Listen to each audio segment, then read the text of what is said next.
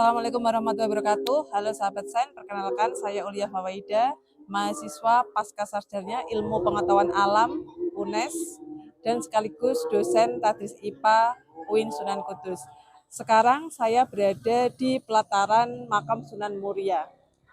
Kalau kita di sini, kita bisa menjumpai di sini ada oleh-oleh khas dari Makam Sunan Muria, salah satunya adalah parijoto. Mari kita lakukan rekonstruksi ilmiah pada buah parijoto. Ikuti terus ya perjalanan saya. Mari. Di lereng sejuk Pegunungan Muria tumbuhlah buah kecil berwarna ungu kemerahan yang menyimpan sejuta kisah.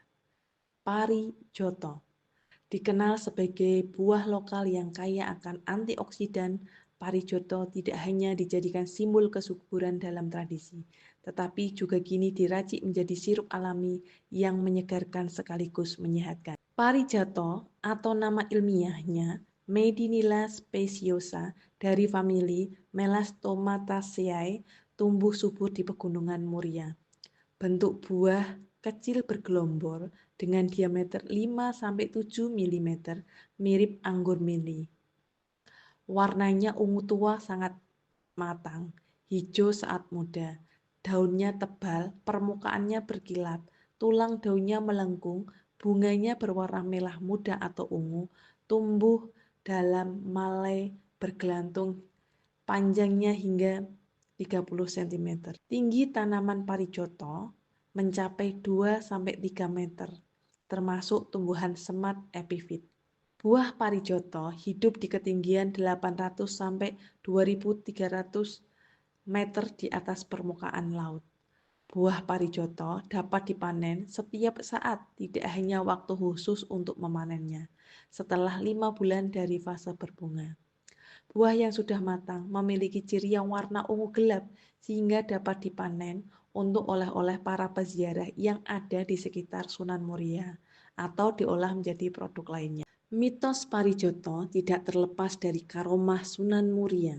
Pada saat istri Sunan Muria hamil, sering mengkonsumsi buah ini dan melahirkan putra dan putri yang berparas cantik dan tampan. Sehingga diyakini oleh masyarakat setempat bahwa ibu hamil yang mengkonsumsi parijoto akan melahirkan anak yang berparas cantik atau ganteng. Buah parijoto dikonsumsi dengan cara dirujak atau dimakan langsung. Buah parijoto memiliki rasa yang asam dan sepet. Biasanya buah parijoto ada dalam acara ngapati atau 4 bulanan dan mitoni atau 7 bulanan. Parijoto mengandung antioksidan yang berfungsi meningkatkan kesuburan, memicu peningkatan kualitas sel telur agar pembuahan terjadi. Kandungan beta-karoten melindungi sel telur dari radikal bebas, melindungi DNA, meningkatkan kualitas sperma pasangan suami istri, dan mencegah terjadinya keguguran. Kandungan flavonoid sebagai anti kanker, antidepresan, antidiuretik. Dan kandungan saponin dapat mencegah mengurangi resiko kanker, kolesterol, penambahan kekebalan tubuh, dan mengurangi keropos tulang. Pengolahan parijoto menjadi sirup merupakan usaha petani setempat. Ketika mengatasi panen dalam jumlah yang besar dan dijadikan oleh-oleh, sehingga mudah dibawa, mudah dikonsumsi dan tahan lama sehingga bisa dijadikan oleh-oleh sampai pelosok Nusantara. Pengolahan sirup parijoto meliputi beberapa tahapan. Yang pertama adalah penyotiran buah yang sudah matang dan pemisahan dari tangkainya. Yang kedua adalah pencucian, yaitu untuk menghilangkan kotoran pasca pemanenan. Yang ketiga adalah penggilingan, yaitu untuk menghasilkan sari parijoto kemudian dipisahkan antara sari dan ampasnya. Yang keempat adalah pemasakan yang diawali dengan perebusan gula dengan air setelah mendidih, kemudian dicampurkan dengan sari parijoto. Lama pemasakan sirup parijoto adalah 5 jam untuk menghasilkan sirup yang berkualitas bagus dan terus diaduk. Tahap yang kelima adalah pendinginan. Setelah matang, sirup parijoto didinginkan selama 24 jam dan selanjutnya dikemas. Baik, Assalamualaikum warahmatullahi wabarakatuh. Waalaikumsalam warahmatullahi wabarakatuh. Sekarang kita sudah berada di tempatnya Pak Tri. Pak Tri ini adalah ownernya Alamu ya Pak Tri. Ya, Pak Tri ini adalah salah satu petani parijoto yang juga mengembangkan parijoto menjadi produk olahan. Ada sirup parijoto, kemudian ada kombucha, ada jenang, permen, ada apa lagi Pak Tri? teh, sama Nah, chips ya. ya sama chip. Nah, sekarang kita akan mewawancara terkait parijoto ataupun produk olahannya. Pak Tri, sebelumnya bagaimana kabarnya Pak Tri? Ya, alhamdulillah baik. Alhamdulillah, Baik, baik selalu ya. baik kok. Pak Tri, ini saya mau bertanya terkait dengan parijoto sendiri. Itu mitos atau fakta Pak Tri terkait dengan parijoto itu sebagai buah untuk kesuburan atau apabila seorang ibu hamil mengkonsumsi parijoto itu anaknya bisa terlahir berparas cantik atau ganteng Pak Tri? Ya, emang parijoto itu berawal dari tutur masyarakat yang memang diwariskan Sunan Muria, yang manfaatnya itu konon katanya untuk ibu hamil agar kandungannya sehat, nanti anaknya lahir sehat juga.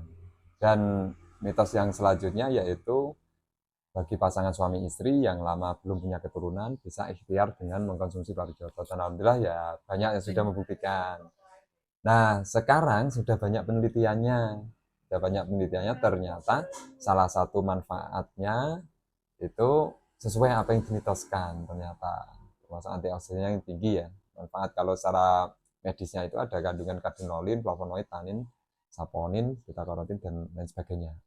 Pak Tri, sejak kapan memulai ini usaha mengolah sirup parijoto dari buah parijoto? Jadi kalau untuk mengolah sirup, untuk riset eksperimennya, trial errornya itu 2015 sampai 2016-an lah. Kalau benar-benar untuk jadi usaha dan legal usahanya itu di 2017. Gitu. Iya. Pertama, kenapa memilih parijoto dibuat untuk sirup dulu, Pak Tri? Oke, jadi dulunya kan secara tradisi sampai sekarang itu kan dibuat rujak dengan gula Jawa, dengan parijoto mentah, dirujak dengan gula Jawa dan beberapa buah lokal Muria ya, ada jeruk dan lain sebagainya. Gitu. Terus ini Pak Tri, sebelum diolah jadi sirup ya, itu kan masyarakat zaman dahulu itu kan menggunakan parijoto, ibaratnya buah parijoto. Itu biasanya konsumsinya bagaimana atau pas apa saja dikonsumsi oleh masyarakat di sini? Ya secara umum itu emang dicemil buahnya aja, emang rasanya kecut asam. Sepet. Cuma secara tradisi yang masih diuri-uri bahkan diurep-urep sampai sekarang itu emang di acara ini mapati sama mitoni ibu hamil. Iya. Terus Pak Tri, ini terkait dengan budidaya, ya kan? Hidupnya atau habitatnya parijoto itu di mana atau di ketinggian berapa saja? Jadi kalau dulunya kalau di Muria sendiri itu tanaman liar yang dia tumbuh subur di ketinggian 700 sampai 1200. Itu. Apakah sama parijoto yang ada di sini dengan parijoto yang ada di Jogja? Secara rasa bentuk hampir sama, cuma beda varietas. Kebetulan kalau yang Muria itu Medinella speciosa ya varietasnya. Jadi kalau parijoto itu kalau tidak salah saya pernah ada salah satu penelitian juga yang bilang bahwa parijoto itu ada 518 jenis di dunia. Katanya itu. Selama ini Pak Tri, kan kalau kita lihat di sepanjang jalan menuju ke makam Sunan Muria itu kan yang dimanfaatkan dari parijoto kan hanya buahnya. Terus sebelumnya itu memang apakah buahnya atau ada bagian-bagian dari bagian tumbuhan parijoto itu juga dimanfaatkan? Kalau dulunya itu hanya buahnya, pertangga gitu. Malah justru sekarang itu setelah parijoto mulai banyak yang booming itu, sekarang sudah muncul orang jual tanamannya. Cuma kebanyakan yang dijual di wisata religi Sunan Muria itu malah bukan jenis Muria, karena Muria itu agak sulit untuk penanamannya itu jenis yang kecil-kecil itu. Kalau tidak salah dari Ungaran malah, dari Gunung Ungaran. Kalau secara penelitian atau mitos yang dahulu atau sekarang kan mitosnya kan untuk kesuburan atau untuk itu, ada nggak fakta lain untuk apa seperti itu Pak Tri? Ya, banyak yang mereka terapi untuk diabetes malah. Tapi buahnya ya, buahnya. Dan ada berapa lah yang mereka mencari buah parijoto untuk kesehatan yang lain, bukan untuk promil-bumil. Promil-promil. Proses pengolahan Hmm, kan hmm. parijoto untuk menjadi sirup itu kan harus diolah dulu gitu. Hmm. Mungkin bisa menjelaskan proses pengolahannya. Jadi pertama kami pesan ke petani, walaupun kami ada pertanian sendiri, tetap utama itu bahan dari petani karena asas pemberdayaan ya. Betul sekali. Dari petani nanti kita pesan sesuai kebutuhan, masuk di tempat produksi, masuk penimbangan, ditimbang sesuai kebutuhan. Habis itu kita cuci sampai bersih dengan air mengalir. Terus masuk ruang penggilingan untuk pengambilan sari parijoto. Dah di ruang lain kita memasak gula dan air sesuai takaran sampai larut, sampai mendidih. Habis itu sari parijoto yang kita ambil tadi kita masukkan ke dalam adonan gula dan air itu tadi. Setidaknya dimasak 4 sampai 5 jaman lah. Dia mengaduk berkala dengan suhu tertentu. Setelah itu baru kita angkat. Nah, diangkat kita diamkan di kita diamkan minimal di 24 jam baru kita masuk pengemasan. Dan memang tidak ada campuran apapun selain gula itu sendiri. Gula itu soalnya kan ini ya, sudah merupakan pengawet alami. Ya, dan pemanis alami juga. Pemanis alami. Pak Tri, ini untuk alatnya Pak Tri, ini sudah modern atau masih tradisional dalam pengolahan sirup parijoto? Mulai 2019 itu sudah semi mesin. Semi mesin dan bahan kami sudah menggunakan food grade ya, termasuk dia harus dari stainless. Betul. Mulai penggilingan, masak sirup, sama buat wadah yang mengangkat sirup, kondisi panas khususnya itu kita sudah pakai stainless semua. Sudah semi mesin. Fakta atau pengalaman atau mitos itu? Ada awal-awal ya, 2017, 2018 itu waktu kami mempromosikan sirup ya di beberapa event, itu ada orang Surabaya yang mereka emang sudah 11 tahun, pokoknya ingatku 11-an tahun dia belum hamil. Belum hamil, terus ya karena melihat produk kami, mencoba, terus membawa kartu nama lah waktu itu dibawa. Berapa bulan kemudian menghubungi lagi, bilang bahwa berhasil. Alhamdulillah berhasil. Setelah itu malah menawarkan diri menjadi reseller. Kira-kira usia yang pas yang dibuat untuk sirup parijoto itu pas usia berapa hari atau dengan tingkat kematangan yang bagaimana Pak Tri? Jadi kalau buahnya itu mulai tumbuh mahkota apa ya namanya, pokoknya itu ya bentuknya mahkota, sampai siap panen idealnya itu di 5 bulan atau 6 bulan. 6 bulan itu sudah ada berapa yang mateng.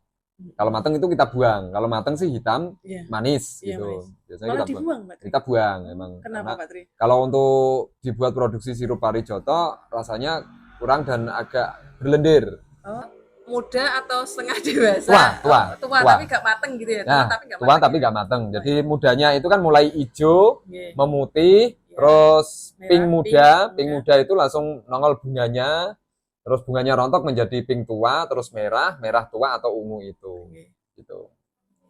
Yang tua lah, karena rasa sepetnya itu di tua. Kalau yang masih muda itu hanya kecut. Dan kami butuh rasa masam atau sepatnya itu. Itu idealnya sih. Kalau kemudian ada nggak Pak Tri? Misalkan ya, ini sirup buat ini. Sebenarnya kualitas, misalkan kan berarti ada kualitas yang terbaik itu yang sirup yang dengan ciri apa gitu, pas dihasilkan gitu. Yang kita pas dapat emang merata tua semua. Itu rasanya lebih dapat, warnanya juga lebih dapat. Nah, itu. Terkadang kan dari petani kan kita juga sedapatnya juga. Iya betul. Terkadang ya kita dapat yang campuran agak muda juga. Dikemas. Oke Sobat Sen, mari sekarang kita melakukan rekonstruksi ilmiah pada proses pembuatan sirup parijoto. Sirup parijoto dipercaya sebagai buah kesuburan. Maka kita perlu mengenal klasifikasi ilmiah dari tumbuhan parijoto. Tumbuhan parijoto termasuk dalam kingdom Plantae, divisi Magnoliophyta, kelas Magnoliopsida, ordo Myrtales, famili Melastomastaceae, genus Medinilla, spesies Medinilla speciosa. Beberapa ciri morfologi dari tanaman parijoto adalah sebagai berikut.